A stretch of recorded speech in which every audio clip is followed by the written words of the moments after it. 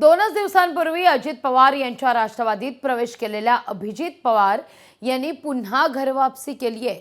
अभिजित पवार हे जितेंद्र आव्हाडांचे खंदे समर्थक मानले जातात। 2च दिवसात त्यांनी अजित पवार यांच्या राष्ट्रवादीला सोडचिठ्ठी देत शरद पवार यांच्या राष्ट्रवादीत पुन्हा प्रवेश केला।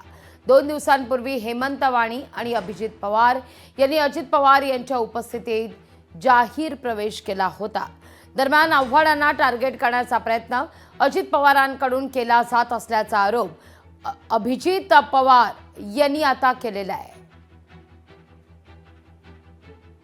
ऑफिसमध्ये बसलो असताना एक मनुष्य माझ्या ऑफिसला येतो, शिवीगाळ करतो, शिवीगाळ चालू करतो।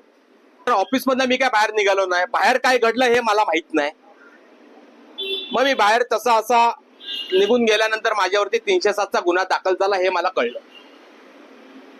मी तिथनं निघून गेलो कारण की मला हे फसवण्याचं षडयंत्र त्यांचं चालू होतं। त्यांचा प्रेशर होता की माझ्यावरती मकोका अंतर्गत कारवाई करा, पण या सर्व गोष्टींना मी बळी पडलो नाही।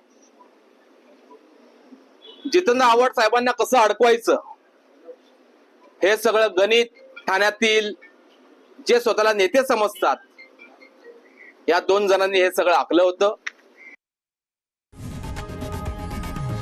लोकशाही मराठी ऐका, पहा, जागरूक रहा।